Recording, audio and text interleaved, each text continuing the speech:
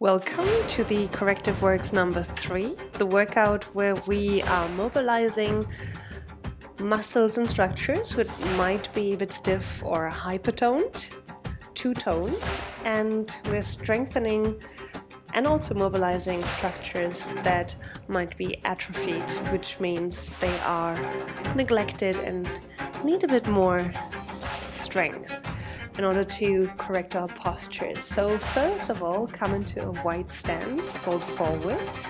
Then make sure you have your outer edges, your outer heels and your big toe mount grounded. Then flex those knees in directions of the second toe. Slowly inhale and exhale, stretch those legs back out again. So the idea of this bending knees forward and stretching, lifting your sitting bones is to work those arches of your foot. And if you're having trouble keeping your arches up, because in this position you might collapse inwards with your arches, you can lift your toes, lift those toes up. This will push the mount of your big toe into the ground and allow you to lift your arches a little bit higher. Now stay up with those arches and shift over to your right side. Keep your sitting bones parallel to the ground and then bend the left knee. Make sure your left knee is bending towards the second toe. Keep both outer edges, right foot and left foot on the ground. As you can see, I'm grabbing my foot to help this twist a little bit. And then come back to center and change sides. So lean over to your left side, grab your left foot, and then slowly bend your right knee. And you want to make sure your knee bends towards the second and third toe, and both of your outer arches are staying on the ground. You can always lift your toes. Lifting the toes will create your arches, will lift those arches, and I would like your outer heels, outer edges of your foot and big toe mount to stay on the ground. Then come to center, shake it out, inhale, roll up, lift the arms overhead. And now I would simply like you to cross one arm over the other at elbow level and then bend those arms. This is the Garuda shoulder stretch, and you can either keep your legs in that wide stance or just come a step closer together. This is not what this is about. This is about a shoulder stretch, a deep shoulder stretch. And if you can, lean both arms, forearms towards the side which is up, the one arm that's on top. And you can relax your shoulders, otherwise stretch your head left and right to release your trapezius, and then slowly release those arms. Check if they're still attached to your shoulder, and then change and cross both arms, now with the other one on top. If I explain you left and right where everything goes, you will just end up with the knot. Now lift both elbows if you can, shoulder height, and then become aware of which side is on top and lean both forearms to the side which is on top. This will increase the stretch. If it's too much, don't do it. But this is where we are aiming for.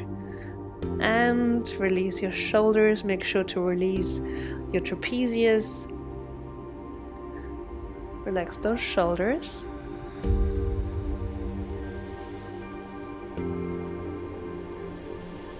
And then slowly release both arms again. And now step together, feet shoulder width apart. You see me raising my toes in order to set the arches. Then come onto your toe mounts, raise both arms in front of you, palms facing up, hands at shoulder levels, and you're staying on your toe mounts and simply bending your knees forward.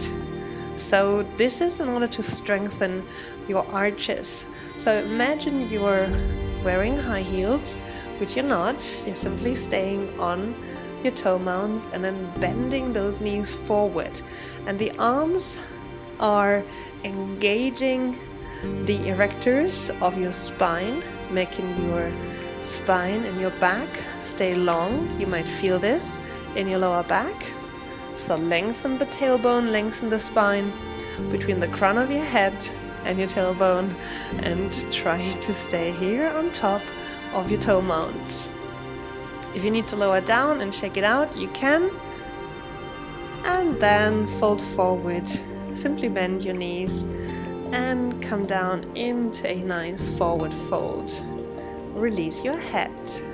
So since this workout is all about lengthening and mobilizing what might be stuck or too tight, I invite you in whatever position to really move and feel into your body of where it might be stretching or what feels really good, and to include these little bits of stretches and mobilization exercises into your daily routine or workout that you're doing. Now, let's come onto the ground into a 4-point stance. So we're getting onto the knees and the hands, and we are working on a piriformis muscle. This is a glute muscle, a hip muscle, stabilizing our sacrum. Very important. So you're simply shooting out your right leg behind you. Your foot can be at hip height or slightly lower. Nice long line from the crown of your head to your heel, and then simply rotate your leg outwards. This is not a super hard exercise. It's more about control and feeling deep in your glute, deep in your hip, where you're turning your leg from. You're turning your leg from your hip. So you're opening your hip to the side and releasing. Then lower down if you want to come into a child position. Push your hips over your heels and then come back into all fours, shooting the left leg out this time. Long line between your heel and the crown of your head, and then rotate the left foot out. So the left leg is rotating out from your hip. Feel the movement deep in your glute, deep in your hip on the left side. Very small movement, but very intentional. Fantastic. And then release into a nice, great downward facing dog. Do whatever feels good here, either walking on the spot or lifting and lowering on your toe mounts. You can move a little closer or further away. Make sure you can release your spine forward. Ground the mount of your index finger. If you feel like mobilizing your feet here, you can come again onto your toe mounts and releasing those heels back down. So down dog is a great hamstring stretch, but you can also use it for stretching and mobilizing your calves, your calf muscles, and of course down dog is a great chest opener. So one of the best chest openers and also shoulder stretches. Then we're slowly walking forward. Next exercise is in sitting, so either walk forward or just bring the knees down or jump forward and then slowly swing those legs forward and come into sitting. We are strengthening our whole back line in a reverse plank. So put your hands underneath your shoulders, fingers are pointing towards your feet, and then lift those hips in a nice long line. Feet are pointing towards the ground if you can. Now try avoiding to let the head simply hang backwards. You want to keep your neck engaged. Those throat muscles, the front of the neck muscles, can always use a little bit of engagement. We're using the neck muscles far too often. So a little tension in the front of the throat, as long as it's open and it feels soft, is totally fine. And of course you can wibble and wobble around and move here if you want to. Now here comes one of my favorite seating sequences for opening the hips. So we're coming into so-called diamond sitting or diamond seat, putting the palms of your feet, the sole of your feet together, knees out. You can start by simply pressing the hands, the arms behind your back into the ground to keep yourself upright. If you're very flexible, if your hips are really open, you might not need that and you can come forward straight away, maybe grabbing your feet. So the idea is that you let go of your hips, whatever you need for that to do. Some swing their hips dynamically, push them down. I do not like to push them down manually or with help of someone, because this is quite a sensitive area. You don't want to overdo it. And then stretch those legs out wide open, flex those feet as to engage your legs, and you want to push your heels out. Imagine pushing with your outer heels, outer edges, and big toe mounts against an imaginary resistance. This will allow your legs to find their direction. Then open your sitting bones and slowly fold forward as much as you can. If you have a little edge like I have to hold on, it's very welcome. That wasn't planned, that just happened. Perfectly positioned. So your hamstring should be all stretched out now. Then come back into sitting upright. We're leaning over to the left side. So you can either just side bend, opening your side, making sure your sitting bone stays on the ground. Both sitting bones stay on the ground. And then lean over to the side. Make sure your whole spine makes a C shape, including your head. And then change side. So either the side bend, or you can also turn your tummy and chest towards the leg. Both is fine. One will feel better, one will feel worse. I let it decide by you which one you want to go for. And then come back up, and we're going for another reverse plank. So shoot those legs out, come back into sitting, hands firmly pressing into the ground, fingers facing towards your feet, and then lift those heels up. And this time we're kicking those legs up 3 times and then change. So exhale 1, 2, 3, and then inhale, change. Exhale 1, 2, 3, lift, and inhale, change. 2, 3, inhale, change. Keep those hips up, elbows slightly bent. Some more. Exhale, 3, 2, kick up, and 1 more time. Make sure these feet are pointed. This allows you to keep the direction and intention all the way into your big toes. Wonderful. Last time, kick it up 3 times.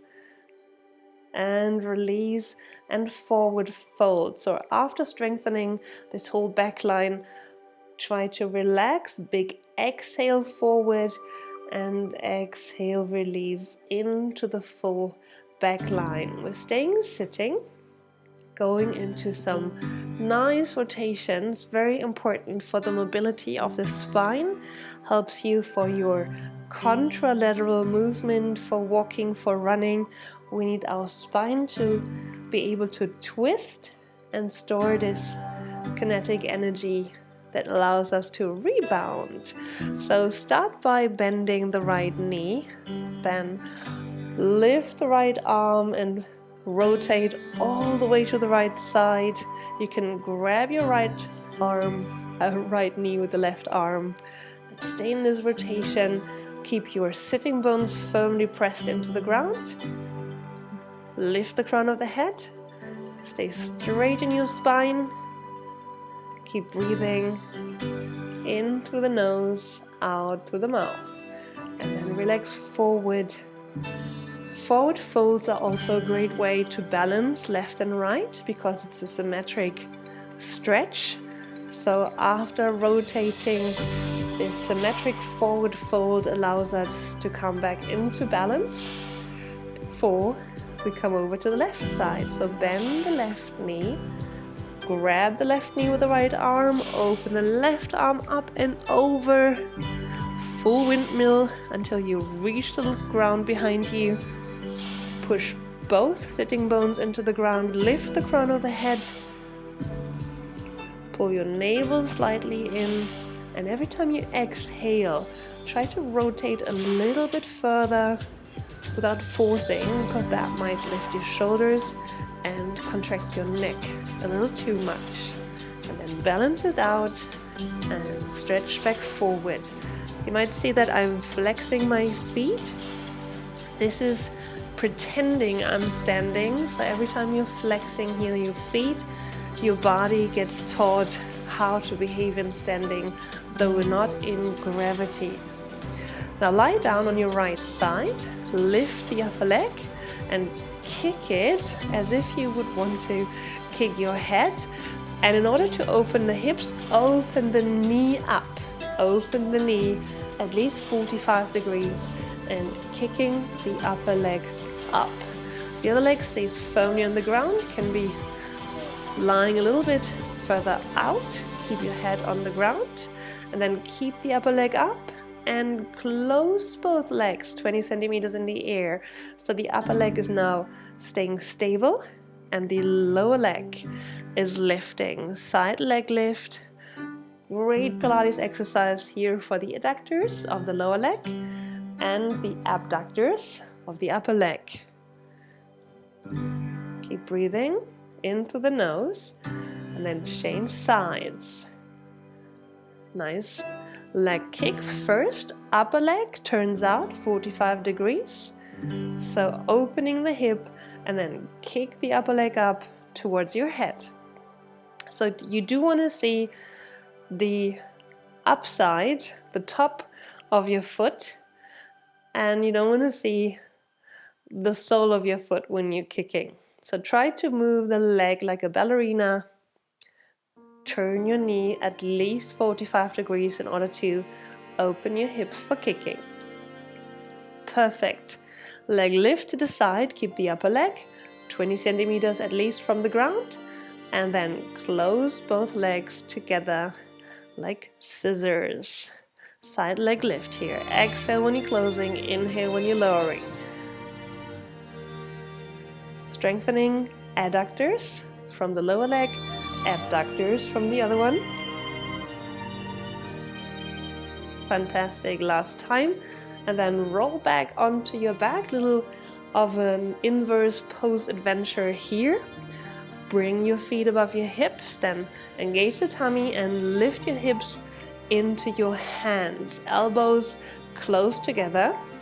Scissors. So you're pulling one leg back, lengthening the iliacus and psoas, and the other leg to the front. Emphasis is on the leg pushing back away from you as to lengthen the front of your hip. Lengthen the front of your hip and then come into a bicycle and engage both front and back line. Bend the knee without collapsing in your hamstrings. Hamstrings stay engaged, and imagine treading water here. Feet are point. This allows you to keep your legs engaged. Strong movement here as if against an imaginary resistance. Keep those hamstrings engaged, the whole leg engaged. Keep treading water. And then slowly lower down. Engage the tummy, roll down vertebrae by vertebrae. And we can come down into nice relaxing diamond pose. If you want to, you can both open your arms in a diamond pose, elbows bend, hand behind your head, and also open the knees to the side in a passive hip opener. And we're just staying here in a nice hip and shoulder opening shavasana. Breathe in through your nose, out through your mouth. And relax and cool down before grabbing your phone again or getting back to your daily chores. So I hope you enjoyed this. This was number 3, and we're continuing with some more Pilates for number 4. See you there. Bye.